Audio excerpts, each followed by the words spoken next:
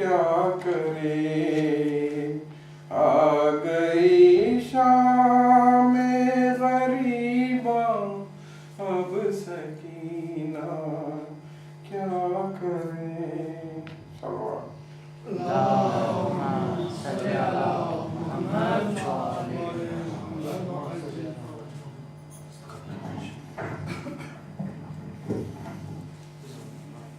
محمد و آل محمد صلی اللہ اللہم صلی علی محمد و آل محمد۔ یہ کون سی مستور ہے، کیا مانگ رہی ہے،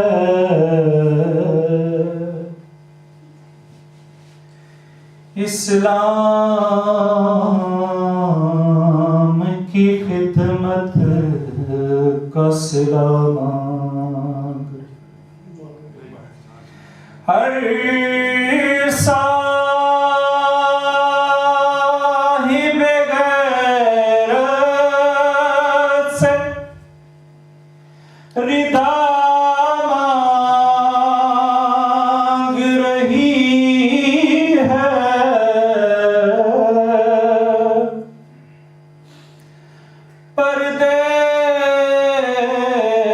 پردیس میں مرنے کی دعا مانگ، افسردہ ہے افلاک، افسردہ ہے افلاک، سیاہ پوش زمین ہے، جبریل ذرا دیکھو یہ زینب تو نہیں ہے، جب کبھی غیرت انسان کا سوال آتا ہے،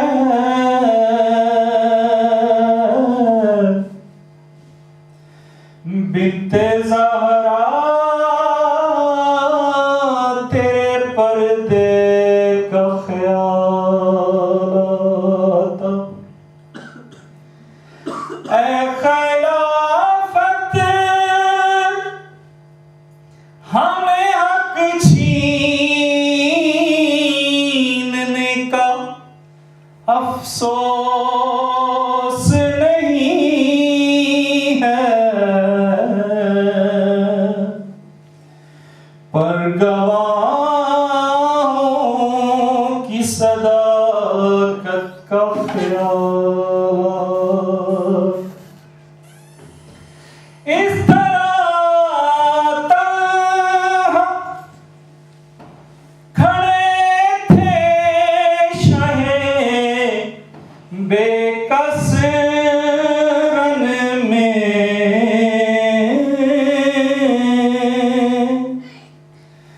جس طرح چاند کو تاروں میں زوالات،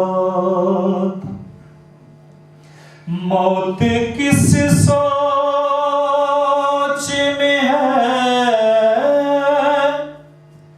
لاشیں اکبر پہ کھڑی، کیا پیغمبر کی جوانی کا خیالات، مٹھیاں بیچ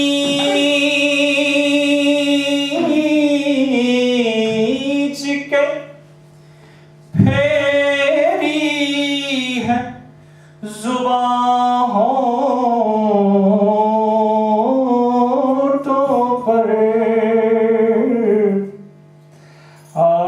چشمائے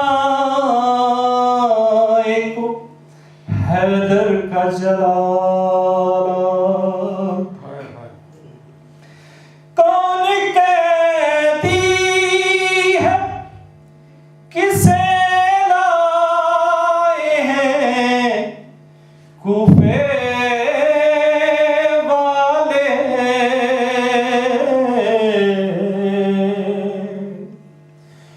کچھ محمد کی نواسی کا خیال آتا ہے محمد و محمد صلی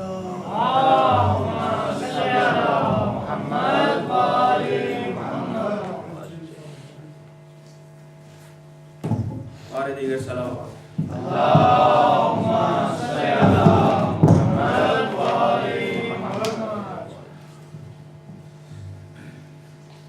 تاریخ کہہ رہی ہے محرم کے چاند میں، تاریخ کہہ رہی ہے محرم کے چاند میں، سیدانیوں کے بخت اچانک الٹ گئے، اتنی غریب ہو گئی زہرا کی لاڈلی، اتنی غریب ہو گئی زہرا کی لاڈلی، زینب کے ایک لباس میں 2 سال کٹ گئے۔ میں دعوت دیتا ہوں حجت المسلمین مولانا سید حسن عباس رضوی صاحب کو کہ وہ اسٹیج پہ تشریف لائیں اور فضائل مصائب معصوم علیہ السلام بیان فرمائیں۔ بلندتر صلوات۔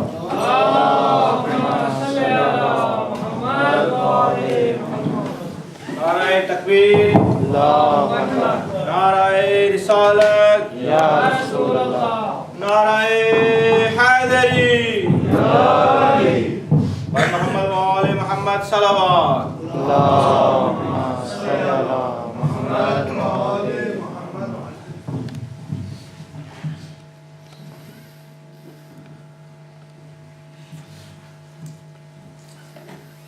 أعوذ بالله من الشيطان اللعين الرجيم بسم الله الرحمن الرحيم الحمد لله رب العالمين الصلاة والسلام على سيدنا ومولانا وشفيع ذنوبنا حبيب إلهي أبي القاسم مصطفى محمد اللهم صل على محمد وآل محمد وعلى أهل بيته الطيبين الطاهرين المعصومين لا سيما بقية الله العظم ولعنة الله على أعدائهم ومنكري فضائلهم ومصائبهم أجمعين من الآن إلى يوم الدين أما بعد فقد قال الله الحكيم في كتابه الكريم بسم الله الرحمن الرحيم لقد خلقنا الإنسان في أحسن تقويم صلوات پر محمد اللهم صل على محمد وآل محمد۔ عزیزان محترم، پورے اشراف سے کسی آیت کے ذیل میں گفتگو ہوتی رہی اور اپنی بساط اور اپنے علم کے مطابق جو صحیح کوشش تھی وہ بیان کیا۔ بہرحال قرآن کی آیت ہے، اس کا حق کوئی بھی ادا نہیں کر سکتا اور مجھے ایسا ناچیز ناممکن ہے کہ اس کے حق کو ادا کر سکے۔ خداوند متعال اس آیت میں ارشاد فرما رہا ہے کہ ہم نے انسان کو بہترین معیارات پہ خلق کیا، بہترین قوام پہ خلق کیا، اور 9 محرم کو جو مجلس جہاں جس مرحلے تک پہنچی تھی اس میں نے عرض کیا تھا کہ اللہ تعالیٰ نے بہت ساری نعمات دیں، ان میں سے اللہ نے جو ہدایت کا اہتمام کیا وہ انسان کی ہدایت کا اہتمام بہت زیادہ کیا۔ ہر شخص ہر چیز کو اللہ تعالیٰ نے ہدایت کی بنانے کے بعد اور اس کے بعد اس کی ہدایت کا ایک راستہ رکھا، یا تکوینی راستہ رکھا، یا شرعی راستہ رکھا، یا عقلی راستہ رکھا۔ خداوند متعال نے ایک راستے سے زیادہ نہیں، ملائکہ و خلق کے ہم کو عقل دے دی، لیکن اس کے علاوہ اللہ تعالیٰ نے ان کے لیے کوئی راستہ نہیں رکھا ہدایت کے لیے۔ اللہ نے چرند و پرند ان تمام چیزوں کو خلق کیا تو ان کے جبلت رکھ دی، ان کے اندر ایک جبلت نام کی چیز رکھ دی، نیچر جس کو کہا جاتا ہے۔ اللہ تعالیٰ رکھ دی، اس میں بھی جو ہے اللہ تعالیٰ ان کی ہدایت کا اہتمام کر دیا۔ لیکن انسان وہ ہے جس کے لیے اللہ نے پے در پے ہدایت کا اہتمام کیا، اس کی فطرت پہلے پاک بنائی، پھر اس کے بعد اس کو عقل بھی دی، پھر اس کو ضمیر جیسی چیز بھی دی۔ جانور کسی کی چیز کو کھا بھی لیتا ہے تو اس کا ضمیر کہاں سے ملامت کرے گا؟ کیونکہ اس کا عقل نہیں ہے، اس کا ضمیر نہیں ہے۔ ہاں فطرت اس کو جہاں جبلت کہلاتی ہے، اس کی یہاں جبلت کہلاتی ہے، خواہشات کہلاتی ہیں، تو اس کی تو خواہش کے مطابق جو عمل کر لے اسی کو تو حیوان کہا جاتا ہے۔ انسان اور حیوان میں فرق ہی یہی ہے کہ حیوان وہ ہوتا ہے جو اپنی خواہشات کے مطابق عمل کرتا ہے، لیکن انسان جو ہوتا ہے وہ خواہشات نہیں، وہ اطاعت کے مطابق عمل کرتا ہے۔ یہی میں نے عرض کیا تھا، اللہ تعالیٰ نے 3 راستے خلقت میں رکھے، اور یہ خلقت کے راستے تھے، یہ قوام کے راستے تھے، یہ انسان کی تخلیق میں شامل تھے، ایسا نہیں باہر سے۔ یہ انسان، ضمیر انسان کی خلقت کا حصہ ہے، عقل انسان کی خلقت کا حصہ ہے، فطرت انسان کی خلقت کا حصہ ہے۔ یہ اللہ تعالیٰ نے انسان کی خلقت میں ہدایت کے راستے رکھے تھے، رکھے تو ہدایت کے لیے خداوند متعال نے، اور ہدایت کے لازمی بھی ہیں، لازمی اور ضروری ضرور ہیں یہ ہدایت کے راستے، لیکن کافی نہیں ہے۔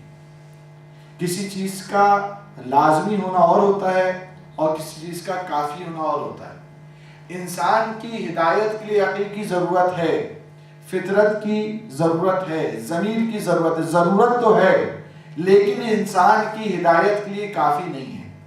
کیوں انسان کی ہدایت کے لیے کافی نہیں ہے؟ اس لیے کہ انسان، بہت سے لوگ تو ہوائے نفس کی بنا پر گناہ کرتے ہیں، بہت سے لوگ تو خواہشات نفسانی کی بنا پر گناہ کرتے ہیں، لیکن آپ دنیا میں دیکھیں لوگ سوچ بچار کر کام کرتے ہیں، عقل کے مطابق فیصلے کر رہے ہوتے ہیں، اپنی عقل کو بروئے کار بھی لا رہے ہوتے ہیں، اس کے باوجود ان سے غلطی ہو جاتی ہے۔ اگر اس کو میں یہ کہوں کہ اگر ایک انسان کی زندگی میں ایک غلطی شمار کی جائے، ایک انسان کی غلطی میں، تو جتنے انسان ہیں اتنی تو غلطیاں کم از کم ہوتی ہیں۔ یہ انسان غلطی اپنی مرضی سے شادی مثال کے طور پہ کی، ماں باپ مخالفت کر رہے تھے، اپنی چوائس تھی، لیکن اس کے بعد طلاق کیوں ہو گئی؟ یعنی کہیں غلطی ہوئی ہے۔ اپنی مرضی سے سبجیکٹ لیا تھا یونیورسٹی میں، لیکن بعد میں آگے نہیں چل سکے، مشورہ بھی ٹیچر سے کیا تھا، دوستوں سے کیا تھا، لیکن نہیں۔ کتنی مرتبہ انسان زندگی میں کوئی فیصلے لیتا ہے، بعد میں وہ پشیمان ہو جاتا ہے۔ پشیمان ہونے اس کی بات دلیل ہے کہ انسان نے کہیں غلطی کی ہے۔ انسان گناہ کرتا ہے تو توبہ کر لیتا ہے، وہ خواہشات نفسانی ہو گئی، لیکن بہت سی جگہ انسان سنسیئر ہوتا ہے، سنسیئر ہوتا ہے، تمام قواعد و ضوابط پہ عمل کرتا ہے، اس کے باوجود دیکھتا ہے رزلٹ تو الٹا آ گیا، رزلٹ تو غلط آ گیا، جو میں سمجھ رہا تھا وہ نہیں ہوا۔ تو یہ تمام چیزیں جو ہیں انسان کی اس بات کی دلیل ہیں کہ انسان کی ہدایت کی عقل تو ضرورت رکھتی تھی، فطرت کی ضرورت تو تھی، ضمیر کی ضرورت تو تھی، لیکن ان میں سے کوئی بھی چیز کافی نہیں ہے ہدایت کے لیے۔ کیونکہ میں اب اس کے مقابلے میں ایک نظام بیان کرتا ہوں۔ آپ یہ دیکھیے کہ انسان سے پشیمانی ہوتی ہے کوئی کام کرنے کے بعد، انسان اپنی چوائس سے سبجیکٹ لیتا ہے تو اس کے اندر بھی اس کو ہو جاتا ہے، اپنی مرضی سے کاروبار کرتا ہے تو اس میں اس کو نقصان ہو جاتا ہے، سمجھتا ہے یہ غلط ہو گیا، اپنی مرضی سے شادی کرتا ہے تو وہ بھی طلاق میں چلی جاتی ہے، اپنی مرضی سے دوست کا چناؤ کرتا ہے تو ایک دن دشمنی میں یا دوستی ختم ہو جاتی ہے۔ بہت سی جگہ انسان اپنی معاشرتی زندگی میں غلطی کرتا ہے، اپنی سماجی زندگی میں غلطی کرتا ہے، انفرادی زندگی میں غلطی کرتا ہے، اس میں شک اور شبہ نہیں ہے۔ لیکن آپ اس کے علاوہ دنیا میں دیکھیں، اللہ تعالیٰ نے ہر چیز کو خلق کیا، تمام چیز کو خلق کیا، اور اللہ تعالیٰ نے ہدایت کر دی۔ بغیر ہدایت کے دنیا میں کوئی چیز نہیں چل رہی ہے۔ دنیا میں آپ نے کبھی یہ دیکھا کہ کسی نے گلاب کے پھول کا بیج بویا ہو، وہاں پہ چمیلی نکل آیا؟ کبھی اچھا آپ نے پھلوں کی دنیا میں دیکھا کہ سیب بویا ہو، امرود نکل آیا؟ کبھی آپ نے فصل کی دنیا میں دیکھا کہ چاول بویا ہو، گندم نکل آیا ہو؟ کبھی نہیں ایسا ہوتا۔ کبھی کبھی، جبکہ ملینز اور ملینز اور ٹریلینز، یعنی کوئی عدد و شمار نہیں ان کا، کتنے دن میں درخت میں سیب لگتے ہیں، کتنے امرود لگتے ہیں، کتنے کیلے لگتے ہیں، کتنے پھول، یعنی پھول کی بھی انواع اقسام۔ اگر انسان سے کہا جائے ایک لسٹ بیان کر دو کہ پھول کو اللہ نے کتنے قسموں کا بنایا تو انسان پر شاید لسٹ نہ ہو، پھلوں کی لسٹ نہ ہو، اتنا اللہ تعالیٰ نے انواع اقسام کی چیزیں بنائی۔ لیکن بنانے کے بعد ان کا نظام خدا نے ایسا رکھا کہ سیب کی خلقت میں غلطی نہیں ہوتی، اشتباہ نہیں ہوتا. ایسا نہیں ہوتا کہ زمین کچھ غلطی کر جاتی ہو کہ بھئی وہ زمین جو ہے، خود زمین ہی کو دیکھ لیں آپ، زمین ایک دفعہ سینس کھو جائے کہ بھئی یہ بیج جو ہے یہ سیب کا نہیں ہے، وہ اس کا کیلے کا بیج سمجھ لے. کبھی ایسا ہوا ہے کہ پتہ چلے کہ ہم نے تو سیب لایا، وہ زمین میں سینس ختم ہو گیا تھا جس نے اس نے کیلا بنا دیا، وہ زمین کیلے کا بیج ہے. زمین میں بھی شعور تو ہے کیونکہ ہمارے پاس روایات ہیں. ایسا نہیں دنیا کی ہر چیز میں یسبح، روایات سے پہلے خود یہ جو نماز جمعہ پڑھتے ہیں یسبح للہ ما فی السماوات و ما فی الارض، خدا بند متعال کی ہر چیز. میں ایک زمانہ تھا، ظاہر طالب علم تھا، انسان کو سوالات ہوتے ہیں، تو میں نے اپنے استاد سے سوال کیا کیونکہ اہل سنت میں سوال ہوتے تھے، بہت سے سوالوں کا جواب نہیں ہوتا تھا. اب ہم نے ایک سن رکھا تھا حقیق جو ہے یہ مومن کی علامت ہے. اچھا کیوں ہے مومن کی علامت؟ تو بزرگان علماء یہی کہتے تھے اس لیے کہ پتھروں میں سب سے پہلے جس نے ولایت کا اقرار کیا تھا امیر المومنین کی وہ عقیق تھا، لہٰذا اللہ نے اس کو امیر المومنین کی وجہ سے اس کو علامت ایمان بنا دیا. تو بظاہر جب اہل سنت جب اعتراض کر کہتے ہیں تم پتھروں پہ یقین رکھتے ہو، پتھر بھی ایسا کرتا ہے، پتھر نے سبقت لے لی، پتھر نے قبول کر لی، کس قسم میں تم لوگوں کے عقیدے؟ تو اندر ذہن میں تھا کہ بھئی کس قسم کی بات ہے. تو میں نے اپنے استاد سے سوال کیا، میں نے کہا کہ واقعی پتھر کو دی گئی تھی ولایت، اس نے قبول کی، دوسرے پتھروں نے دیر کی. تو خدا ہمارے استاد نے یہی آیت کو پڑھا، کہا روایت کی ضرورت نہیں ہے، آیت یہ بتا رہی ہے کہ دنیا میں جو کچھ بھی وہ اللہ کی تسبیح کرتا ہے، جو اللہ کی تسبیح کرتا ہے بغیر شعور کے نہیں کرتا. یعنی کائنات یسبح للہ ما فی السماوات و ما فی الارض، زمین و آسمان کے درمیان جو کچھ ہے وہ اللہ کی تسبیح کرتا ہے. کہا پھر انہوں نے کہا ہمارے پاس وہ روایات موجود ہیں کہ حجر اسود نے امام سجاد کی امامت کی گواہی دی، درخت کو کہا تو درخت چلنے لگا، تصویر کو اشارہ کیا تو تصویر شیر بن گئی. تو ہمارے پاس روایات ہیں. اور کہا جانوروں کی بھی روایات ہیں کہ امیر المومنین نکلنے لگے جب ضربت والی رات تھی تو بطخوں نے پکڑ لیا. یہ تمام مقاتل میں آئے ہیں، سب جگہ لکھا ہوا ہے کہ بطخوں نے پکڑ لیا، آگے بڑھے تو زنجیر نے پکڑ لیا. کیوں؟ کیونکہ ہمیں شعور نہیں تھا، انسان کو شعور نہیں تھا کہ یہ ولی کائنات شہادت کی طرف جا رہا ہے اور ہم کس کو شہید کر رہے ہیں. لیکن اس زنجیر کو شعور دیا تھا کائنات کی ولایت کا، کیونکہ تمام چیزوں کا جو رزق ملتا ہے وہ ولی کائنات کی بنا پہ ملتا ہے، اس کی بنا. وہ اپنے ولی کو جانتی نہیں. تو دنیا کی بہرحال اس کا یہ موضوع نہیں، دنیا کی ہر چیز جو ہے وہ شعور رکھتی ہے. اور جب شعور رکھتی ہے تو پھر ہم دیکھتے ہیں خدا بند متعال نے اس کے لیے ہدایت کا اہتمام کیا. ہم کہیں شاید ادھر غلطی کر دیتی، زمین کر دیتی، بیچ سے غلطی ہو جاتی، لیکن دنیا میں نہیں ہوتا. آپ دنیا کی گلیکسی جو ملینز میں پھیلی ہوئی ہیں اور ایک گلیکسی کا بھی کوئی جو ہے وجود کا پتہ نہیں چلتا کتنا بڑی ہے، اس میں کتنے ستارے اور سیارے ہیں، ان میں آپ دیکھ لیں ذرا سے اشتباہ نہیں ہوتا، ذرا سی غلطی نہیں ہوتی. کبھی دیکھا سورج کبھی 1 سیکنڈ پہلے نکل آتا ہو، چاند جو ہے آدھے منٹ کے بعد نکل آتا ہو، کبھی نہیں ہوتا. زوال کا وقت ہو زوال پہ ہوگا نہیں. جب سے اللہ نے بنایا وہ ایسے ہی چل رہا ہے، نہ زمین آگے ہوتی نہ سورج پیچھے جاتا ہے. یعنی کائنات کی آپ ذرے کی مثال لیں، آپ کائنات کی گلیکسیز کی مثال لے لیں، آپ ستارے اور سیاروں بڑے بڑوں کی مثال لے لیں، تو آپ کو ایک نظام حاکم نظر آئے گا کہ وہاں اشتباہ نہیں ہوتا، وہاں غلطی نہیں ہوتی، کیونکہ یہ اللہ کا بنایا ہوا نظام ہے. ہمارا آپ سنتے رہتے ہیں، وہاں لندن میں تو ہوتا رہتا ہے، ٹرینوں کا آپ بھی سنتے رہتے ہیں، سگنل فیلئر کتنی مرتبہ ہو جاتے ہیں، الیکٹرانکس خرابیاں آ جاتی ہیں، بہت سارے ہوتے ہیں. کبھی ہوتا ہے آفسوں سے پورے بینک جو ہوتے ہیں وہ بند ہو جاتی ہیں، کیا ہو گیا آج ان کے کمپیوٹر کا سسٹم ختم ہو چکا ہے. لہٰذا انسان کی بنائی ہوئی چیزوں میں غلطیاں ہوتی ہیں، پورا دن اور رات آپ دیکھتے ہیں. لیکن خدا نے اتنی وسیع اور عریض کائنات بنائی، اس کی کائنات میں کہیں غلطی اشتباہ نظر نہیں آتا. تو اب یہاں پہ میں ایک سوال کروں گا کہ اے خدا بند متعال، کیا انسان ایک سیب جیسا بھی نہیں عرض رکھتا تھا تیرے سامنے کہ سیب کی خلقت میں غلطی نہیں ہوتی، نہ ہوا غلطی کرتی ہے، نہ زمین غلطی کرتی، نہ اس کا بیج غلطی کرتا ہے، نہ خود سیب غلطی کرتا ہے، نہ اس کی شکل غلطی، کسی چیز میں نہیں ہوتی. جس طرح تو نے اس کو خلق کیا ہے وہ اسی طرح سے خلق ہوتا ہے، اور جس ہدف کے لیے خلق کیا ایسا نہیں ہوتا سیب کے اندر امرود کا مزہ آنے لگتا ہے یا سیب کے اندر جو ہے کسی اور پھول کی خوشبو آنے لگتی ہے. جو خوشبو تو نے خلق کی وہی خوشبو کو اڈاپٹ کرتا ہے، جبکہ زمین کے اندر تو بہت ساری چیزیں پائی جاتی ہیں. آپ ایک ہی زمین میں 2 قسم کے بیج چیز ڈالیں تو ہر بیج اپنی چیز کو اڈاپٹ کرے گا، اور جو سے طبیعت سے نہیں ہوگا اس کو چھوڑ دے گا. یہ تو آج بایولوجی میں انسان پڑھ ہی چکا ہے. تو اے خدا تو نے تمام مخلوقات کے لیے وہ سسٹم فراہم کیا جہاں اشتباہ نہیں ہوتا، جہاں غلطی نہیں ہوتی، جہاں پر جو ہے کوئی بھول نہیں ہوتی، کہیں چوک نہیں ہوتی، کہیں کراس نہیں ہوتا. تو اے خدا تو نے انسان کی خلقت، یعنی انسان ایک سیب جیسا بھی نہیں تھا، سیب کی حیثیت بھی نہیں تھی تیری بارگاہ میں، جبکہ تو کہہ رہا میں نے بہترین قوام پہ انسان کو خلق کیا. تو خدا بند متعال کہے گا اے انسان میں نے ہر مخلوق کے لیے ایک ہی راستہ رکھا تھا، اس میں جبلت کا راستہ تھا، تکوینی راستہ تھا، نیچر کا راستہ تھا، جس کی میں نے جو نیچر بنا دی وہ اس پر گامزد ہے، اس سے تخلف کر ہی نہیں سکتا ہے. اس لیے ہم نے آج تک نہیں دیکھا کسی بکری کو گوشت کھاتے ہوئے اور کسی شیر کو سبزی کھاتے ہوئے. خدا بند متعال نے بتا دیا جو ویجیٹیرین ہے وہ ویجیٹیرین تا قیامت، اور جو میٹ کھانے والے وہ تا قیامت میٹ والے. یہ انسان ہے کہ حرام کردہ خدا نے جو ان پر حرام کر دیا تھا، جو بکری کی جبلت پہ حرام ہے وہ اپنے حرام چیز کو منہ بھی نہیں لگاتی. انسان ہے خدا نے جو چیز کو بتا دی حرام کر دی، اس کے باوجود کھانے کا شوق ہوتا ہے اس کو. تو انسان غلطی کرتا ہے، اشتباہ کرتا ہے. جانوروں میں ایسا نہیں ہم نے دیکھا.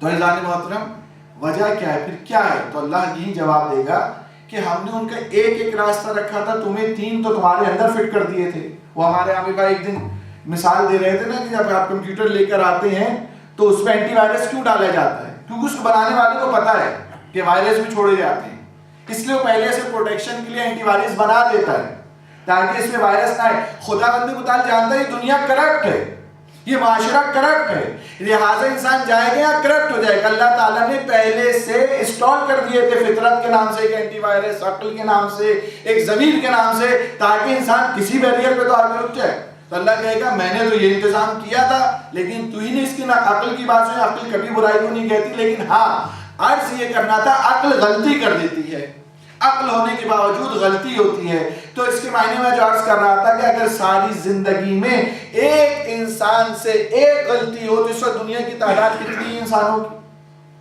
مجھے بتائیں، مجھے ابھی کرنٹ کیونکہ پتا نہیں ہے کتنی ہوگی تعداد اس وقت؟ 7 بلین. 7 بلین. 7 بلین اس وقت 7 بلین اس وقت جو ہے دنیا میں انسانوں کی تعداد ہے. آپ 7 بلین میں کہتے ہیں بچے بھی ہیں، 4 بلین رکھ لے باشعور افراد، اس میں دیوانے بھی ہوں گے، بچے بھی ہوں گے، کچھ افراد جو ہوں گے چھوٹے ہوں گے اور کچھ لاپرواہ ہوں گے. آپ چھوڑیں، آپ 4 بلین بھی رکھ لیں کہ اگر غلطیاں ہوئی ہیں 4 بلین افراد سے تو اس کے معنی آپ کے پاس 4 بلین جو ہے دلیل ہے کہ خدا سے احتجاج کریں. کوئی دلیل ہونی چاہیے، کوئی راستہ ہونا چاہیے کہ جہاں پر خطا نہیں ہوتی ہو. یعنی دلیل موجود ہے نا ہمارے پاس، ہر انسان ایک خطا کر رہا ہے، تو اس کے معنی اتنے دلائل موجود ہیں کہ انسان کی ہدایت کے لیے وہ راستہ ہونا چاہیے جہاں پہ خطا نہ ہو، کیونکہ اتنی خطائیں پائی جاتی ہیں اگر ایک انسان کی ہو. تو خدا بند متعال کیا جواب دے گا؟ کہا کہ اس سسٹم کے علاوہ ہم نے نظام وحی کو بھی رکھا تھا، نظام شریعت کو میں کہتا شرعی نظام رکھا تھا. ہم نے ایک نہیں 1,24,000 انبیاء کو بھیجا تھا، اور ہر سیک کو عصمت کا لباس بنا کر بھیجا تھا جس سے نہ غلطی ہوتی ہے، نہ اشتباہ ہوتا ہے، نہ بھول ہوتی ہے، نہ چوک ہوتی ہے. ان کو ہم نے ہدایت کے لیے بھیجا تھا. انسان تو نے ان سے بھی ہدایت حاصل نہیں کی، جبکہ تمام نظاموں کے لیے ہم نے ایک نظام عصمت رکھا تھا اور تیرے لیے ہم نے 4 نظام عصمت بھیجے تھے. اس کے باوجود انسان تو اشتباہ خود کرتا ہے. صلی اللہ علیہ محمد والے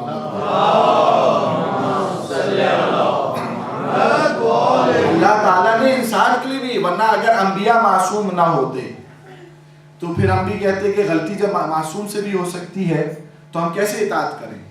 میں نے ایک دن بیچ میں اشارہ کرتے ہوئے کہا تھا عصمت صرف فضیلت نہیں، عصمت ضرورت ہے خدا کے اوپر احتجاج کرنے کی، کہ خدا کہہ سکتا ہے ہم کو کہ جب اس کو ہم نے معصوم خلق کیا تھا تم مطمئن تھے یہ معصوم ہے، پھر اس کا اتباع کیوں نہیں کیا.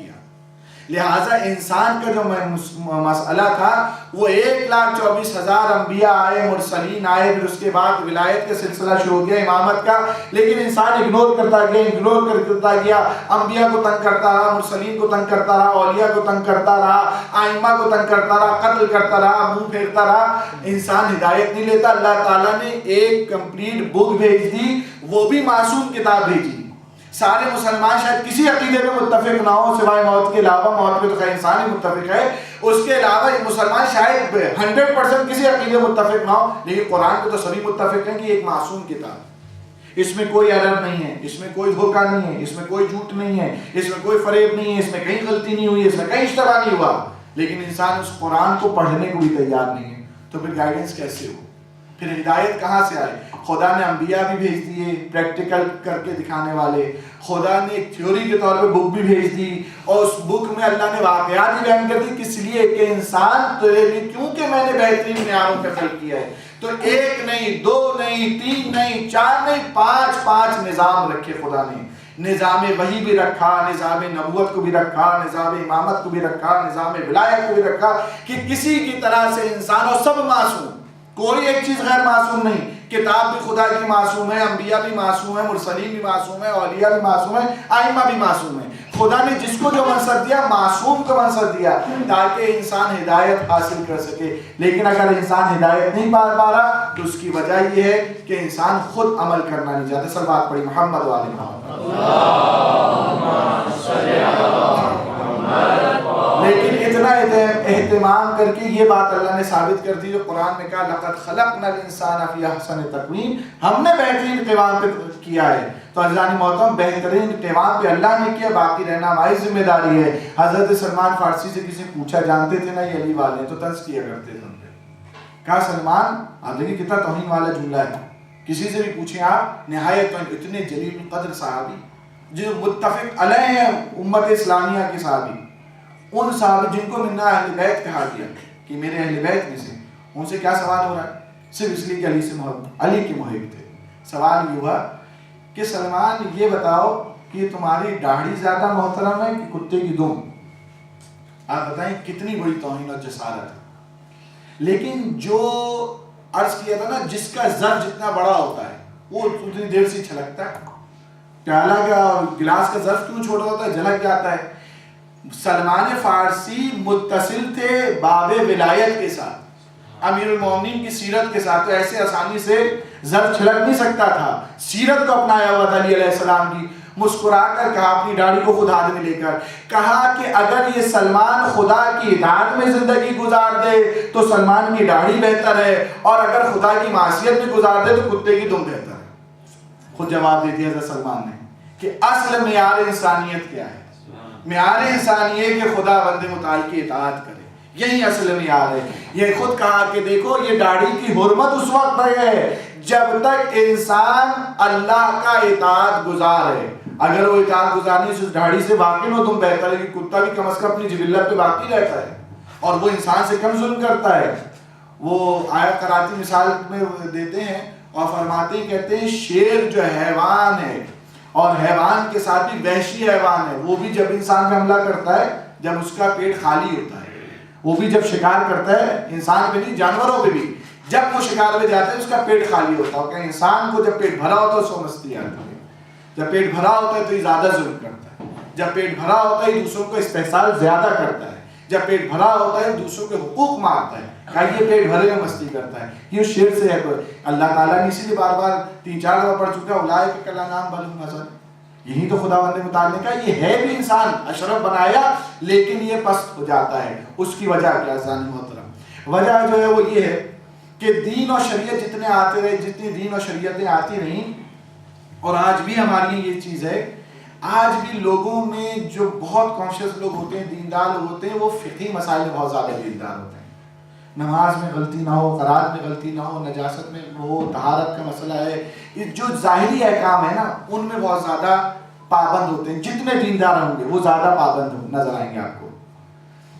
اور اس کے بعد دوسری چیز جو آتی ہے وہ انسان کے عقائد ہوتے ہیں۔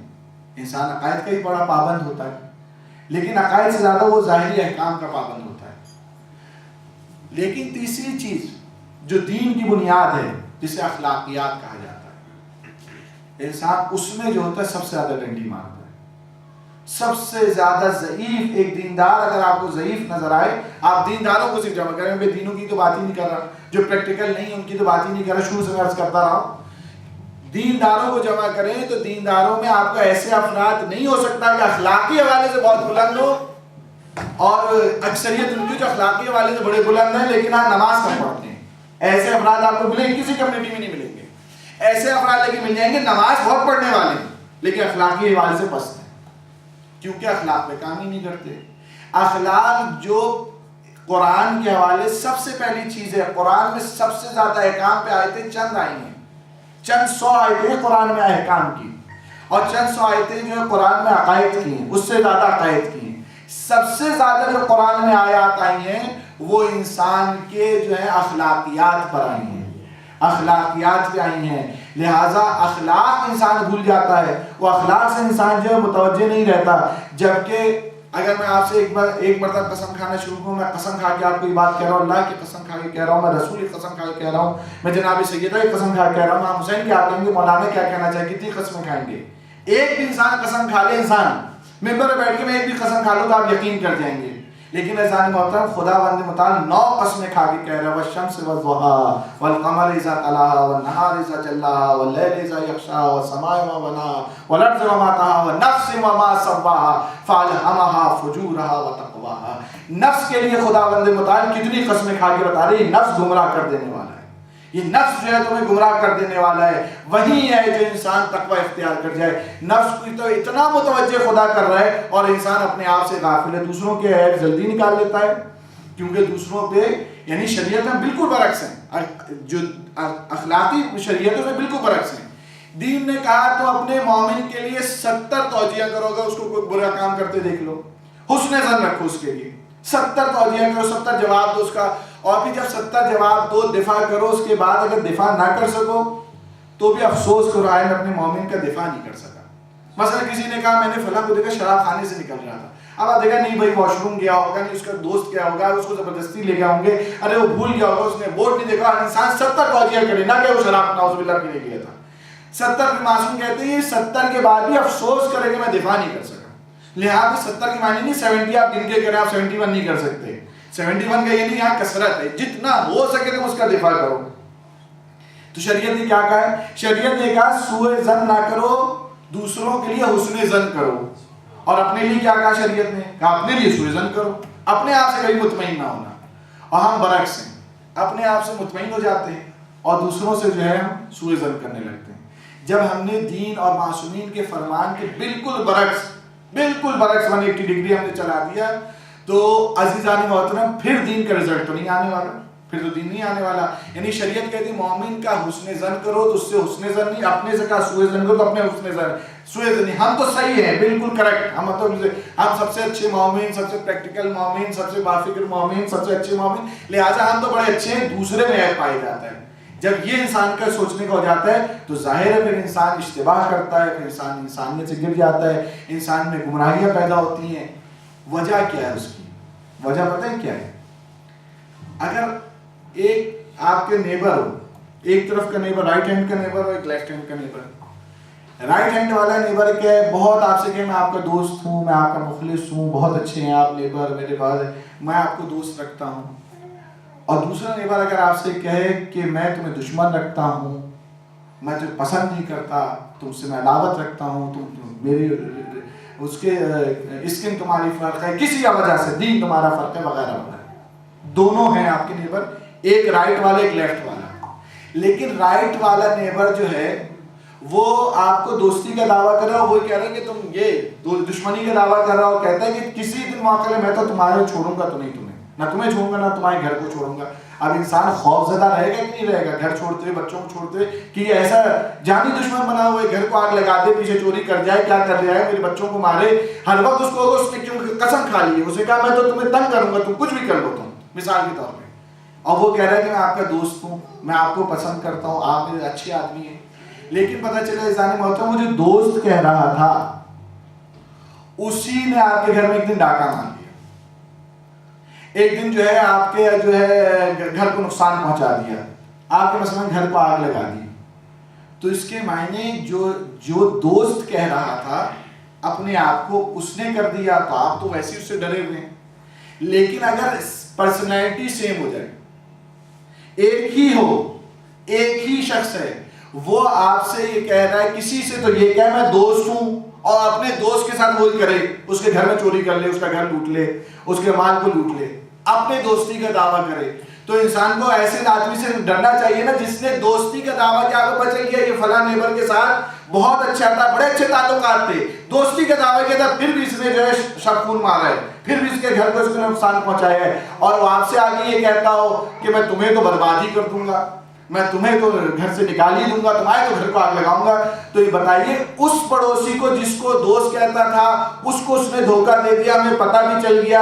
اگر اس نے نہیں احتیاط کی تو اتنا مسئلہ نہیں، لیکن ہمیں کتنی احتیاط کرنی پڑے گی، کیونکہ ہم سے تو کھلم کھلا کہہ رہا ہے، سیم پرسنالٹی ہے، ہم سے تو کھلم کھلا کہہ رہی کہ تم جاؤ اب یہاں سے، محلے سے دیکھتا ہوں پھر تمہارے گھر کا کیا حال ہوتا ہے، ایک رات کو تم باہر جا کے دکھاؤ. تو کہہ ہی جا رہا ہے، گھاٹ میں بیٹھا ہوا ہے، کہہ چکا ہے، تو ہمیں کتنا ڈرنا چاہیے. ابلیس ان میں سے فقاسمہما، اس نے تو قسم کھائی تھی حضرت آدم سے کہ آپ کے ناصحین میں سے ہوں میں آپ کو نصیحت کرنے والوں میں سے ہوں، میں دھوکہ نہیں دوں گا آپ کو. تو حضرت آدم کو تو اس نے دھوکہ دیا تھا. اور ہمارے لیے کیا لاغوینا اجمعین کہ ان کو تو سب کے سب کو بہکاؤں گا، ان کا تو عدو مبین خدا کہہ رہا ہے یہ کھلم کھلا تمہارا دشمن ہے. پھر ہم شیطان سے کیوں نہیں بچتے؟ جس نے آدم سے دوستی کا دعویٰ کیا تھا تو آدم کو دھوکہ دے دیا. ہم سے تو اس نے وعدہ بھی نہیں کیا دوستی کا، ہم سے تو ویسے دشمنی کا اس نے وعدہ دیا ہے. اس نے کہا کرنی تم سے میں دشمنی ہے، تمہارے باپ کی وجہ سے میں جنت سے نکالا گیا، تمہیں کیسے چھوڑ دوں گا میں. لہٰذا ہم اس دشمن سے غافل ہیں. وہ آ کے ہمارے نفس کو سرہاتا ہے اور دوسرے کو وہ ذلیل کر دیتا ہے. صلوات پڑھی محمد و آل محمد.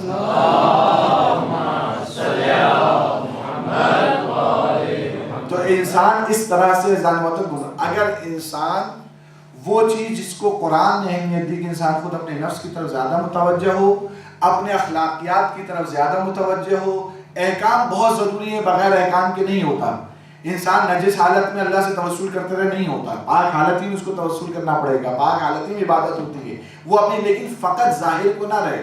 جیسے رسول اللہ کے سامنے کی بات ہے، آپ کو بہت ساری ایسی روایتیں مل جائیں گی کہ رسول خدا کے سامنے آ کے ایک شخص نے غیبت کی اور روزے کی حالت میں تھا، تو رسول اللہ نے کھانا رکھ دیا کہ سامنے کھا لو کھانا. کہا نہیں رسول اللہ میرا روزہ. کہتا ابھی تو تم نے غیبت کی ہے، تم نے اپنے بھائی کا گوشت کھا لیا، تو کیا تمہارا روزہ؟ تو اخلاقی طور پر واقعی اس کا روزہ ٹوٹ گیا. یہ جو روزہ بچا ہوا ہے اسے فقہی حوالے سے، فقہی روزہ کی ظاہری اس کی اہمیت بھی نہیں ہوتی. وہ روزہ کیونکہ وہ ایسا روزہ ہوتا ہے جس کو کہا سب سے کلاس میں نیچے ہوتا ہے کہ اگر وہ بھی انسان توڑ دے تو پھر اللہ کہتا ہے تمہارا روزہ ہی نہیں تھا. وہ تو ہوتا ہے وہ کلاس بالکل ریڈ لائن ہوتا ہے اللہ تعالیٰ کی کہ اگر اس سے بھی تم نیچے گر گئے تو اللہ کہتا ہے بھائی تمہارا تو آج روزہ بھی نہیں ہوا، تم نے اس کے مبتلات کو بھی استعمال کر لیا، اس کے مفترات جو تھے اس کو استعمال کر لیا، تو اللہ تعالیٰ اس روزے کو تسلیم نہیں کرتا. ورنہ اصل میں تو ہے، تو اصل میں تو دین جو ہے وہ اخلاق سکھانے آیا تھا اور اخلاق بنانے آیا تھا. انسان جو ہے اس اپنے نفس کی تربیت سے غافل ہو گیا. نفس کی تربیت کا نتیجہ یہ ہوا کہ انسان دن بدن ہدایت کے بعد گمراہ ہوتا گیا. قرآن مجید سے میں صرف ایک مثال دوں گا، اس کے بعد بات کروں. قرآن مجید نے 2 قسم کے عزیزان محترم احکام بیان کیے ہیں جس کو آج کی اصطلاح میں کہ نیشنل قوانین اور انٹرنیشنل قوانین. نیشنل قوانین آپ جانتے ہوتے ہیں جو کسی قوم و ملت کے اوپر ہوتے ہیں. ہمارے ملک میں کچھ اور قانون ہیں، ہو سکتا ہے دوسرے ملک میں جائیں اس کے مطلب اور قانون. برطانیہ میں ہم کیوں رہتے ہیں، یہاں دوسرے قانون ہیں، آپ دوسرے ملک میں جائیں ادھر کے قانون دوسرے. آپ نہیں کہہ سکتے ہمارے یہاں یہ قانون ہے وہاں چلے گا، نہیں. لیکن کچھ قوانین ہوتے ہیں انٹرنیشنل قوانین ہوتے ہیں کہ جو یہاں پر بھی ہے وہ وہاں پر بھی ہے، دنیا میں وہ پھر انٹرنیشنل سطح سے دیکھے جاتے ہیں. دین کے بھی قوانین اسی طرح سے. دین کے کچھ قوانین جو ہیں وہ نیشنل قوانین ہیں، وہ اکثر فقہی قوانین ہیں. نماز پڑھنے کا وہ مسلمانوں کو غیر مسلموں کو نہیں ہے. نماز پڑھنے کو مسلمانوں کا ہے. کیا مسلمان جو ہے وہ نماز پڑھے، غیر مسلم کے جو اللہ پہ عقیدت رکھتا ہے تو اللہ تھوڑی کہتا تم نماز ہی پڑھو. اور اس کی دلیل کیا ہے؟ اس کی دلیل جس دن میں وہ مسلمان ہو جائے گا تو 40 برس سے مسلمان ہے تو اللہ نہیں کہتا اسے جاؤ 40 برس کی نماز قضا کرو.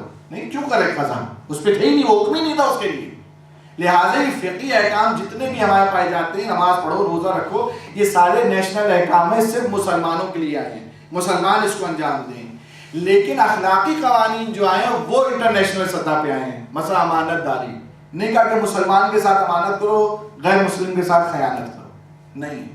سچائی، نہیں کہا مسلمان کے ساتھ سچ بولو اور غیر مسلم کے ساتھ جو ہے سچ نہ بولو. تکبر، نہیں مسلمان کے ساتھ تکبر حرام ہے، غیر مسلم کے ساتھ تکبر جائز ہے. حسد، مسلمان کے ساتھ تو حرام ہے، غیر مسلم کے ساتھ جائز ہے. جتنے اخلاقی احکام آپ دیکھیں اخلاقی احکام اللہ تعالیٰ نے انٹرنیشنل سطح میں بیان کیے ہیں، اس میں مسلمان غیر مسلمانی ہے، امانت کسی کی بھی ہو، امام سجاد علیہ السلام فرماتے ہیں، کہتے ہیں امانت کسی کی وہ اس میں خیانت کرنا حرام ہے. پھر امام مثال دیتے ہیں، کہتے ہیں کہ شرم ابن ذی الجوشن مجھے وہی خنجر لا کر دے جس سے اس نے میرے بابا کو شہید کیا تھا اور میرے پاس وہ امانت رکھوائے، تو امام سجاد کہتے ہیں میں اس خنجر میں خیانت نہیں کروں گا، کیونکہ امانت کا مفہوم ہی ہے کسی کے ساتھ خیانت نہ کی جائے. ان میں سے انسان کی پوری انسانیت کیا ہے؟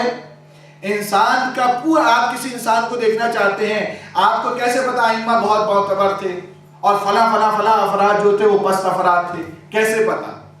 اس لیے کہ ان کے جو اثرات ہم تک پہنچے ہیں نا، اس سے ہم اندازہ، ان کی سیرت جو پہنچی اس سے اندازہ ہو گیا، ان کے جو اقوال پہنچے اس سے اندازہ ہو گیا. آپ کسی شخص کو پہچاننا چاہتے ہیں، اس سے جو تھوڑی دیر گفتگو کرتے ہیں تو انسان اپنی زبان کے پیچھے چھپا ہوا ہے. زبان کے ذریعے پہچان لیا جاتا ہے کہ اگر وہ زبان اس کی صحیح ہے تو اس کے معنی آدمی صحیح ہے. انسان کی شخصیت اس کی زبان کے پیچھے، پوری شخصیت جو ہے وہ زبان کے پیچھے ہے. چوتھے امام سے روایت ہے، چوتھے امام کہتے ہیں کہ خدا بند متعال انسان کے تمام اعضاء کو مخاطب کرتا ہے، اور خدا کی جو جنت ہے وہ بھی مخاطب کرتی ہے، جہنم بھی مخاطب کرتی ہے کہ تمہارا کیا حال ہے. ہاتھ سے پوچھا جاتا ہے جن میں، پیر سے پوچھا جاتا ہے، آنکھوں سے پوچھا جاتا ہے، کان سے پوچھا جاتا ہے کہ بتاؤ تمہارا کیا حال ہے. تو وہ جواب میں کہتے ہیں کہ اے خدا ہمارا تو حال ٹھیک ہے، یہ زبان جو ہے یہ اگر ٹھیک رہے تو پھر ہمارا حال ٹھیک ہے. تو اس کی وجہ سے ہمیں جہنم جانا پڑ سکتا ہے، کیونکہ آپ ہاتھ کے گناہ گن لیجئے، کتنے گناہ. مال چوری کرے گا، بہت سے کسی نفس کو قتل کر دے گا، یہی ہوگا نا. تو مال میں خربت کرے گا یا نفس میں خربت کرے گا، نفس قتل کر دیا، کسی کے حق کو پامال کر دے گا اپنے ہاتھ کے ذریعے، غلط جگہ سائن کر دی مثال کے طور پہ. وہی مال کی طرف بڑھے، 2 3 4 گناہ، اس سے زیادہ نہیں ہے. آنکھ کے گناہ کتنے ہیں؟ کسی نامحرم کی طرف دیکھ لینا، یہی گناہ ہے. آنکھ کا بظاہر اور کوئی گناہ ہی نہیں ہے. آپ نے نامحرم کی طرف اگر غلط نگاہوں سے دیکھا وہ گناہ ہے، اس کے علاوہ اور کسی چیز کو دیکھنا ویسے گناہ نہیں ہے. کسی بھی چیز کو جو ہے شہوانی خواہشات کے طور دیکھیں، چاہے وہ نامحرم کو دیکھیں، چاہے مرد کو دیکھیں، یا کسی بھی چیز کو دیکھیں، بابا حرام ہے، ایک چیز حرام ہے اور حرام نہیں. لیکن آپ جا کے دیکھیں کتب اخلاقی اٹھا کر، زبان وہ چیز ہے جس کے 22 گناہ بیان کیے گئے. چغلی اسی سے ہوتی ہے، چاپلوسی اسی سے ہوتی ہے، انسان جھوٹ اسی سے بولتا ہے، وہ جو ہے کیا نام ہے بد قولی اسی سے کرتا ہے، بے عہدی اگر کرتا ہے، قول اپنا توڑتا ہے تو اسی سے توڑتا ہے. اتنا انواع اقسام ہے، 20 یا 22 جو ہے علماء اخلاق لکھے صرف زبان کے. زبان سے بہت ہے، اور زبان کو اللہ نے بنایا بھی ایسا ہے کہ آپ کی پورے جسم کا اسٹرانگسٹ جو مسلز بنے، جتنے مسلز ہیں آپ کے جسم میں، سب سے اسٹرانگسٹ مسل جو آپ کا وہ زبان ہے. کیوں؟ ہاتھ تھک جاتا ہے آپ کا، آنکھیں دکھ جاتی ہیں، کان دکھ جاتا ہے آپ کا، پیر تھک جاتا ہے آپ کا، پیٹ کھا کھا کے تھک جاتا ہے، لیکن جو ہے یہ زبان چل چل کے نہیں تھکتی. کبھی نہیں دیکھا ہوگا آپ نے، سر میں تو درد ہوتا ہے، آنکھوں میں درد ہو جاتا ہے، کان میں درد ہو جاتا ہے، لیکن زبان میں بولنے سے کسی کے درد نہیں ہوتا. ہاں زبان بیچ میں آ جائے باتوں کی علیحدہ ویسے، لیکن بولنے سے آج تک آپ کو کوئی نہیں ملا ہوگا جو انسان یہ کہے کہ میرے بولنے سے زبان میں درد ہو رہا ہے. نہیں ہوتا، اللہ نے بہت اسٹرانگ بنا ہے. اچھا ہاتھ سے آپ کوئی بھی کام کرو اس میں ٹائم بھی لگتا ہے. کسی کی بے عزتی کرنی ہے کتنی دیر لگتی ہے، غیبت کرنی ہے کتنی دیر لگتی ہے، اور آج تو آسان بھی ہو گیا. پہلے غیبت کرنے کے لیے ایک سے دوسرے کے پاس جانا پڑتا تھا، پھر موبائل میں لانا پڑتا ہے، صرف بٹن میں لانا پڑتا ہے، غیبت شروع اسٹارٹ، گھر بیٹھے غیبت چل رہی ہے. تو لہٰذا آج تو گناہ بہت سارے آسان ہوئے ہیں. آج تو انسان کے ٹائم پاس کرنے کے لیے بہت کچھ گناہ پڑے ہوئے ہیں. زبان جو ہے وہ انسان کی شخصیت ہے. قرآن نے اس انسان کی زبان کے لیے قوانین بیان کیے. قَقُولُوا لِلنَّاسِ حُسْنًا، للمومن حسنہ نہیں کہا، للشیعہ حسنہ نہیں کہا، للمسلمین حسنہ نہیں کہا. خدا نے نہیں کہا مومن کے ساتھ اچھے انداز سے بولو، مسلمان کے ساتھ اچھے انداز سے بولو، علی بن ابی طالب کی شیعہ جو اس کے کہا نہیں. قولوا للناس حسنا، جو ناس ہے، میں نے عرض کیا تھا ناس جہاں پہ خدا روح کی طرف متوجہ نہیں، نہ اس کے جسم کی طرف متوجہ، کسی مجلس میں بیان کیا تھا ناس کا اللہ نے جہاں لفظ استعمال کیا وہاں پوری ہماری جو حضرت آدم کی پوری جنریشن ہے وہ مراد ہو جاتی ہے. قل اعوذ برب الناس، یعنی خدا کہتا ہے آدم اور آدم کی تمام اولاد جو ہے اس کے رب کے جو ہے پناہ مانگتا ہوں. ناس کے معنی یہ ہوتے ہیں.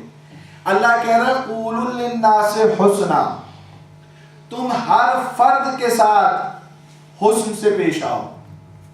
عزیزان محترم، ہمارے گھر کی لڑائیاں، خاندان کی لڑائیاں، کمیونٹیز کی لڑائیاں، دو ممالک کی لڑائیاں، بارڈرز کی لڑائیاں، میزائل تو بعد میں چلتے ہیں نا، پہلے تو زبان چلتی ہے، پہلے تو بیانات چلتے ہیں.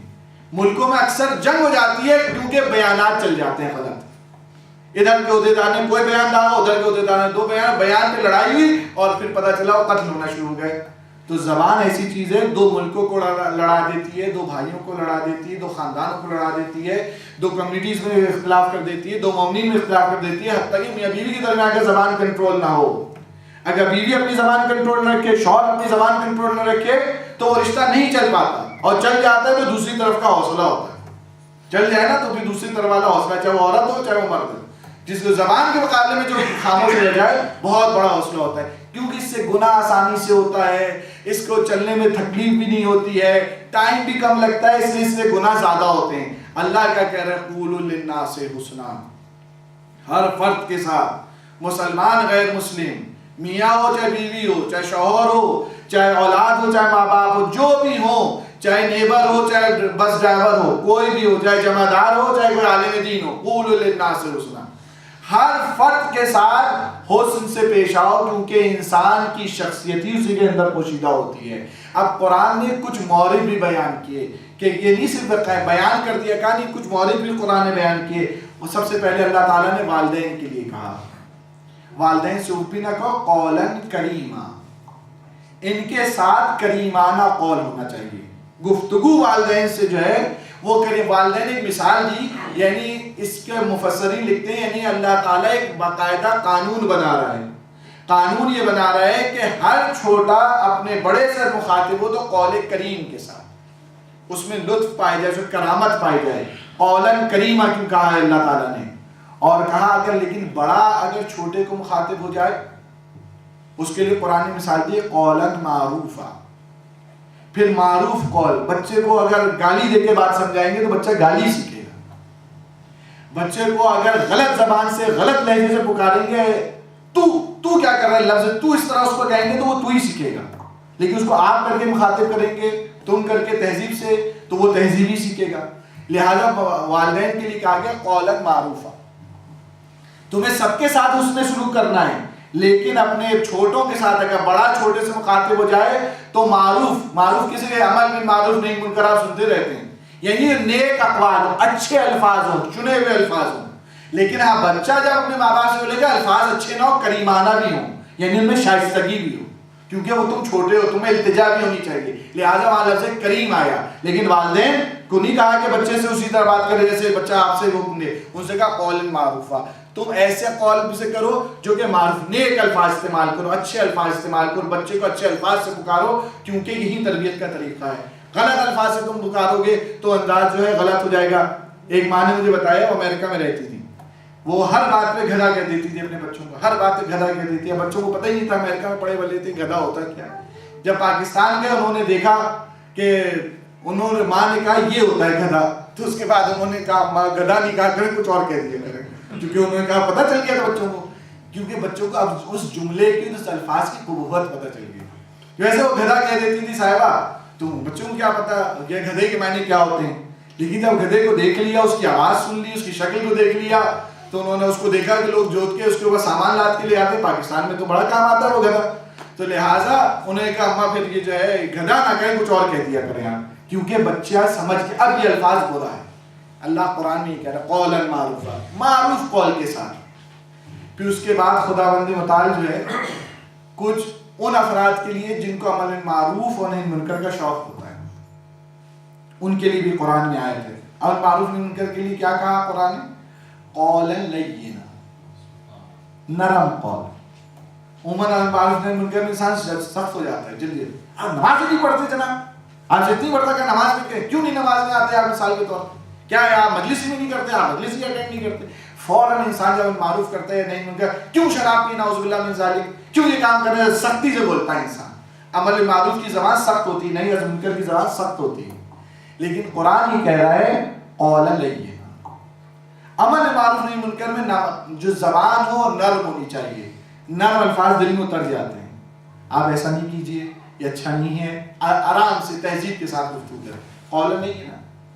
پھر اس کے بعد ایک اور خطاب خداوند متعال نے کیا، جو ہم جیسے افراد کے لیے جو ممبر پہ جاتے ہیں یا جو پروفیسر ہوتے ہیں، جو ٹیچر ہوتے ہیں، جو ایڈریس کرتے ہیں، پبلک کو ایڈریس کرتے ہیں، 1 to 1 کا مسئلہ نہیں ہوتا، وہ پبلک کو ایڈریس کرتے ہیں، ان کے لیے قرآن نے کیا کہا قولا بلیغا، تم جاؤ تو پھر بلاغت کے ساتھ گفتگو کرو، ایسا نہیں کہو کہ اللہ تعالیٰ نے جو ہے منطق میں 4 قسمیں ہوتی ہیں، قرآن ناطق ہوتا ہے اور ایک غیر ناطق ہوتا ہے، ناطق کی بھی 2 قسمیں ہوتی ہیں، اب وہ سامنے والے سمجھ ہی نہیں رہا کہ کیا مولانا پڑھ رہے ہیں، ہاں پڑھی تو ہے مجلس سمجھ نہیں آئی مولانا کی، کہانی قولا بلیغا، علی کو 1400 سال گزر گئے لیکن آج تک وہ نہج بلاغہ کہلاتی ہے، آج تک وہ بلاغت کے معیار پر ہے، کیونکہ علی نے کلام وہ کیا تھا جو عوام الناس کے فہم کے مطابق تھا، کہ خطیب کو بلیغ ہونا چاہیے، استاد کو بلیغ ہونا چاہیے، پروفیسر کو بلیغ ہونا چاہیے، جو بھی ایک سیاست دان کو بلیغ ہونا چاہیے کہ تم کیا میسج دینا چاہ رہے ہو، کیا تمہارا پلان ہے، کا قولا بلیغا، جو ایڈریس کرنے والی زبان ہو بلیغ ہونا چاہیے، تاکہ جب تم اترو ممبر سے اب نکلو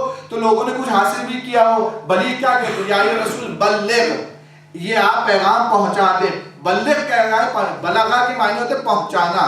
میں یہاں 1 گھنٹہ مجلس پڑھتا رہا ہوں، پتہ نہیں میری مجلس کیسی ہوتی، کوشش کرتا ہوں آسان پڑھنے کی، میں یہاں پہ پڑھتا رہا ہوں، بعد میں آگے اتر کے آپ کے پتہ نہیں مولانا کی 10 منٹ کی تو مجلس سمجھ آئی، باقی نہیں سمجھ رہے ہیں، لہٰذا وہ بھی اس کے معنی بلیغ نہیں ہوئی گفتگو، میری بات آپ تک پہنچ ہی نہیں سکی، میں اپنی بات آپ تک پہنچا نہیں سکتا۔ خداوند متعال کہہ رہے ہیں قولا بلیغا، جو شخص لوگوں کو ایڈریس کرے، اگر نبی ہے، رسول ہے، وسیع ہے، منبری ہے، عالم دین ہے، کوئی بھی ہے جو ایڈریس کرنے والے پبلک کو، قولا بلیغا، اس کا کلام ایسا ہونا چاہیے کہ جو لوگوں تک پہنچ جائے، چاہے وہ عمل کرے نہ کرے ان کی بحث، لیکن ایسا نہ ہو جب اٹھے تو اس کو سمجھ ہی نہیں آئے کہ کیا کہا تھا، اس لیے اس کو اس طرح سے گفتگو کرو کہ بات سمجھ میں آ جائے۔ اور آخری قسم قرآن نے بیان جو کی وہ کہا قولا عظیما، وہ کون سی ہے، جب مخلوق اپنے خالق کو خطاب کرے تو پھر عظمت کے الفاظ استعمال، سبحان ربی العظیم و بحمدہ، سبحان ربی العالی و بحمدہ، الحمدللہ رب العالمین، یا علی یا عظیم یا غفور یا رحیم، جب بھی خدا کو پکارے تو پھر خدا بند متعال کو عظمت کے الفاظ سے پکارے، جب مخلوق اپنے خالق کو خطاب کرے تو وہ الفاظ عظمت کیوں نہ چاہیے، اس میں آرڈر نہیں پایا جائے، اس میں التجا ہونی چاہیے، اس میں اللہ کی بڑائی ہو، اللہ کی بزرگی بیان کی گئی ہو۔ یہ خداوند متعال نے چند ایک نمونے تھے، اور بھی قرآن میں آیات ہیں، یہ چند ایک نمونے تھے کیوں خدا نے تاکید کی۔ پہلے ایک عمومی قاعدہ بیان کیا، قولوا للناس حسنا، ہر ایک کے ساتھ حسین الفاظ میں بولو، اچھے الفاظ میں بولو۔ پھر کچھ پرٹیکولر چیزیں جو اللہ کو پتا تھا یہ زیادہ ہے تو ان کے لیے بھی الگ الگ بیان کر دی، کہاں پہ قول کریم کی ضرورت ہے، کہاں قول معروف کی ضرورت ہے، کہاں قول لین کی ضرورت ہے، کہاں پہ قول عظیم کی ضرورت ہے، کہاں قول بلیغ کی ضرورت ہے۔ خدا نے اس کو بھی الگ الگ کیٹیگرائز کر دیا کہ اس طرح سے بیان کرو۔ کیوں؟ اس لیے کہ انسان اپنی زبان کے پیچھے چھپا ہوتا ہے، انسان کا معیار جو ہے اخلاق جو اس کی زبان سے چھلک جاتا ہے، الفاظ صحیح استعمال کر رہا ہے اس کے معنی اخلاق کا، بات بات میں منہ سے گالی نکل رہی ہے تو اس کے معنی اخلاق صحیح نہیں ہے، بات بات میں الجھ رہا ہے تو اس کے معنی مزاج صحیح نہیں ہے۔ لہٰذا زبان عکاسی کرتی ہے انسان کی شخصیت کا، اور تمام معصومین کو آج 1400 برس کے بعد آج ہی انتقال ہوا ہے اس مسیح محقق کا جس نے صرف امیر المومنین پہ کتابیں لکھی ہیں، اسلامی شخصیات امیر المومنین پہ لکھی ہیں، پتہ نہیں کتنی کتابوں کے نام ابھی پڑھ بھی رہا تھا، اور اس نے ایک کتاب لکھی جو بہت مشہور ہوئی تھی، اس نے کتاب لکھی ہے امیر المومنین کی، کہا آواز امیر المومنین کی جو ہے وہ عدالت پر مبنی ہے، عدالت پر مبنی کہ علی کی آواز ہی عدالت ہے۔ اسے پوچھا گیا کس سے کہ تم نے کسی اور شخصیت پہ کیوں نہیں کتاب لکھی، کہا مجھے علی جیسا کوئی ملا، آج ہی اس کا ظاہرہ، آج ہے کل اس کا انتقال ہوا ہے۔ بہت بے تحاشا ایک محقق تھا جردارو، کیسے اس کا نام تھا، میرے ذہن میں اس کا نام نہیں آ رہا، اسے بڑی کتابیں لکھی ہیں، صوت الانسانیہ کر کے کتاب لکھی ہے، بہت ساری کتابیں وہ لکھی، سب امیر المومنین پہ کتابیں لکھی ہیں۔ کیوں لکھی ہیں؟ کیونکہ امیر المومنین کلام ایسا تھا، وہ آج بھی نہج البلاغہ اسی لیے کہلاتی ہے، آج بھی لوگوں کو قرآن کے طرز کی کتاب لگتی ہے، آج بھی اہل بیت علیہ السلام کی حدیثیں جو مفسر القرآن، کیونکہ خدا کے کلام کی سے ملتی ہوتی ہیں۔ انسان جو انسانی کامل ہوتے ہیں پھر ان کا کلام بھی کامل ہوتا ہے، ان کا کلام بھی بلیغ ہوتا ہے، ان کا کلام بھی معروف ہوتا ہے، ان کا کلام بھی لینا ہوتا ہے، ان کے کلام میں بھی جو حسن پایا جا رہا ہوتا ہے۔ اہل بیت علیہ السلام کی آپ دیکھ لیں حدیثیں، ہر جگہ اچھے الفاظ میں جب بھی نصیحت کی، اچھے الفاظ میں ائمہ اطہار علیہ السلام نے نصیحت کی۔ یہی وہ انسان کا امتیاز ہے جس کے لیے اللہ آئے تھے۔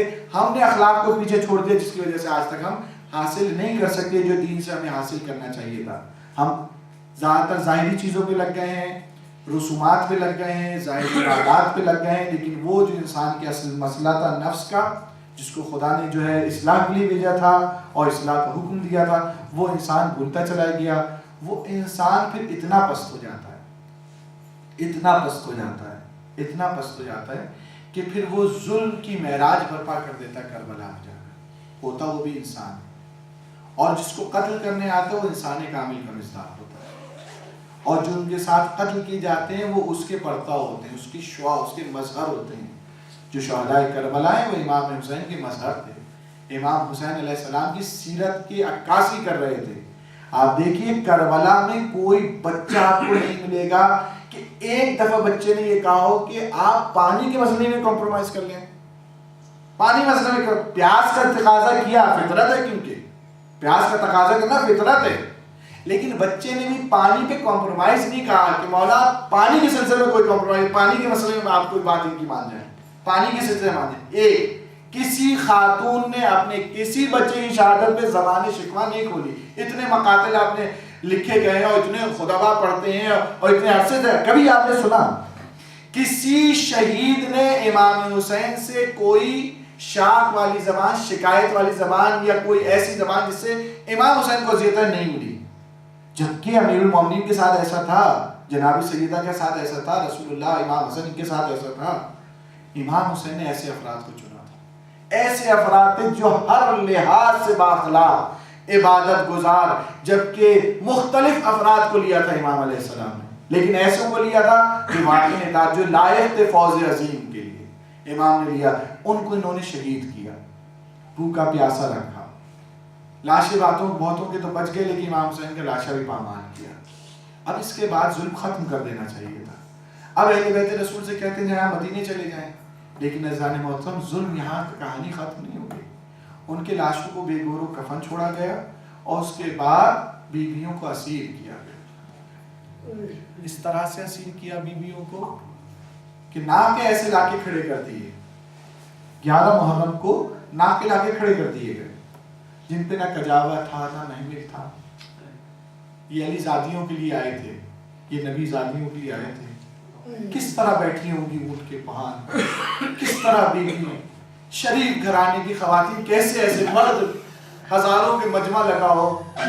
زینب تو دری ختم ہو گئی، لیکن تاریخ میں ملتا ہے عزیزان محترم ایک ایک بیوی کو سوار کیا ہے، ایک ایک بیوی کو سوار کیا۔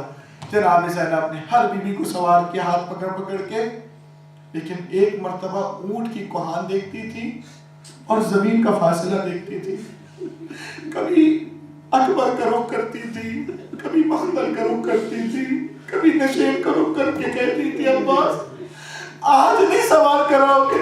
حسین مدینے سے تو بڑے احسان سے سوار کرایا تھا، اکبر آج پھوپھی کا بازو نہیں تھامو گے، عباس کیا آج میں اپنا زانو نہیں دو گے؟ عزیزان مقاتل میں لکھا ہے فوج میں سناٹا چھایا ہوا تھا کہ اب زینب کرے گی کیا، اس لیے کہ وہ جانتی تھی زینب کسی نامحرم سے مدد بھی نہیں مانگے گی، تو وہ کیا چاہتے تھے، وہ دیکھ رہے تھے، وہ زینب کبریٰ کی ذلت کو دیکھنا چاہتے تھے، وہ ان کی پستی بے بسی کو دیکھنا چاہتے تھے، تماشا کر رہے تھے علی کی بیٹی کا، فاطمہ کی بطول کی بیٹی کا، لیکن خدا کو پسند نہیں آیا۔ ایک مرتبہ خدا نے حکم دیا اونٹ کو کہ تو اپنی کوہان کو اتنا جھکا دے کہ زینب بغیر سہارے کے سوار ہو جائے۔ اونٹ کی کوہان میں زینب سوار ہو گئی، اس مقتل سے گزارا گیا۔ یہ مقتل سے جب قافلہ گزرنے لگا، سید سجاد اونٹ کی پشت پر نہیں ہے بلکہ وہ پیڑ پہ پیادہ چل رہے ہیں، توپ پہنائی جا چکا، بیڑیاں پہنائی جا چکی۔ جب اریاں لاشے کے پاس سے گزرے، پامال لاشے کے پاس سے گزرے، تو ایک مرتبہ جناب سجاد کے چہرے کا رنگ بدلنے لگا۔ عزیزان محترم قاتل میں لکھا ہے کہ جناب زینب کبریٰ نے اپنے آپ کو محمل سے گرا، اپنے آپ کو اونٹ کے کوہان سے پھر گرا دیا۔ سید سجاد میری طرف متوجہ ہو جائے اور کہے بیٹا سجاد تو امام وقت ہے، حجت خدا ہے، کہا بوبی اماں شہادت ہمارے لیے سعادت ہے، لیکن بوبی اماں کسی کا جوان بیٹا زندہ ہو، اس کے بوڑھے باپ کا لاشا پہ گورو کفن ہو، بوبی اماں یہ غیرت برداشت نہیں کرتی۔ امام زینب نے دلاسا دیا، کہا بیٹا بھی سبب برداشت کرنا ہے۔ قافلہ چلنا شروع ہو گیا۔ عزیزان محترم، قافلے میں آپ نے سن لیا نہ محمل تھی نہ کوئی سواری تھی، قافلے ایسے چلتے چلے جا رہے تھے۔ مقاطع میں لکھا بچوں نے اپنی ماں کے گریبان پکڑے ہوئے تھے، اس لیے ماں کے ہاتھ پیچھے بندھے ہوئے تھے، اٹھا نہیں سکتی تھی۔ اونٹ کس طرح سے چلتا ہے اور اس کو بھی جانتے ہیں۔ عزیزان محترم، یہ اونٹ چلتے رہے، ایک مرتبہ ایک منزل پر قیام کیا اور بھی جب وہاں سے چلنا چاہتے ہیں تو نیزے حسین آگے نہیں بڑھتا، امام سجاد کو آگے تازیانہ مارتا ہے بلعور۔ شرم ذل جوشن کہتا ہے بابا کا سر کیوں نہیں چلتا؟ عزیز امام سجاد آتے ہیں اور کہتے ہیں بابا میں نے بہت تازیانے کھا لیے بابا، یہ بتائیں کیوں نہیں چلتے؟ مریدہ سر سے آواز آئی، بیٹا سجاد میری بیٹی سکینہ پیچھے رہ گئی ہے، اب جو پلٹا قافلہ جناب زینب ساتھ پلٹی، امام سجاد پلٹے، دیکھا ایک بیوی ہے جو بچی کو اس طرح سے لوری دے رہی ہے کہ بچی سکون سے سو رہی دستے بلا میں۔ جناب زینب کو حیرت ہوئی، امام سجاد پیچھے ہٹ گئے۔ کب بھی اماں اس مقدرہ سے پوچھیں یہ کون سی مقدرہ ہے کہ جو آپ کو اتنا رحم کر رہی ہے؟ قریب جا گئی، جناب زینب نے کہا مقدرہ خدا آپ کو کسی غم میں نہ رلائے، خدا آپ کی اولاد کو سلامت رکھے۔ آپ نے حسین کی اولاد کو سہارا دیا، بس یہ کہنا تھا۔ ایک مرتبہ نقاب پلٹ کر کہا بیٹا زینب میں نے کسی اور کو سہارا نہیں دیا، میں نے اپنی بچی کو سہارا دیا ہے، یعنی میں نے اپنی حسین کی بچی کو گود میں لیا ہے۔ عزیزو ایسے میں جب خیمے جل چکے ہو، جب چادر لٹ چکی ہو، جب تازیانے پڑ چکے ہو، مقاتل میں نہیں ملتا، لیکن تصور کریں اس عالم میں جب ماں کو دیکھا ہوگا تو بیٹی کا کیسا دل بھرایا ہوگا۔ ماں مجھے تماچے لگے، ماں مجھے تازیانے پڑے، اجرکم اللہ۔ امام علیہ السلام نے بچی کو لیا، کہا بیٹا تم ساتھ چلو، ہم تمہارے ساتھ چلیں گے۔ عزیزان محترم، لیکن ابھی ظلم تمام نہیں ہوا، بچی نے پھر کوہان پہ رونا شروع کر دیا۔ بچی گریا کرنے لگی کوہان پر، بچی نے کہا میں پھر گر جاؤں گی۔ جناب زینب نے کہا اے شرم ابن ذل جوشن تو کم از کم میرے پاس اس بچی کو بٹھا دے۔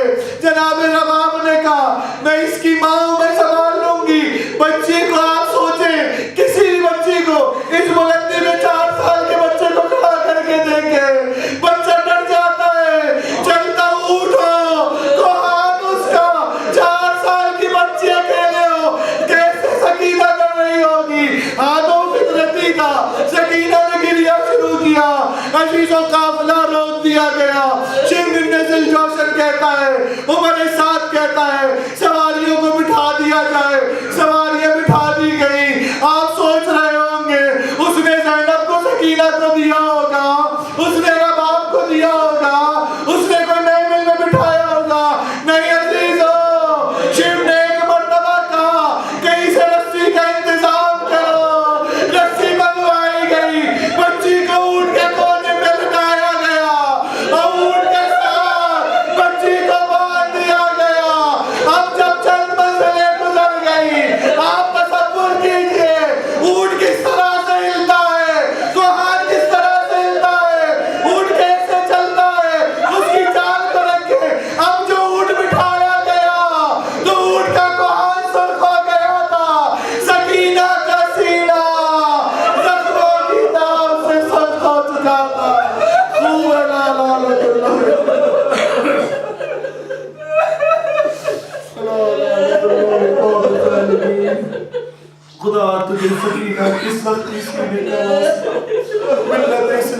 کی محافظت فرما. امام حسین کے زداروں کی اللہ تمہیں بڑی حفاظت سے آشورہ نکال دے. خدا بندے جہاں بھی مزید مجالس ان کی محافظت فرما. اے خدا تجھے واسطہ محمد و آل محمد ہم نے یہاں پہ فرش جزا بچھایا. اب اس سال کی یہ مجلس تھی عاشورے کی آخری مجلس. خدا ہم سب کی صحیح کوششوں کو قبول کرنا. اس قلیل عبادت یقیناً حسین کا ہم ادا نہیں کر سکے, زہرا کا ہم ادا نہیں کر سکے, لے خدا اپنی استطاعت کے سامنے جو کر سکتے تھے وہ کیا. اس مختصر سی عبادت و رسول کو اپنی بارگاہ میں قبول فرما. اگر یہ آخری محرم ہے تو اس کا ہمیں شفاعت کا ذریعہ قرار دے. ماتم حسین یا حسین یا حسین یا حسین یا حسین یا حسین.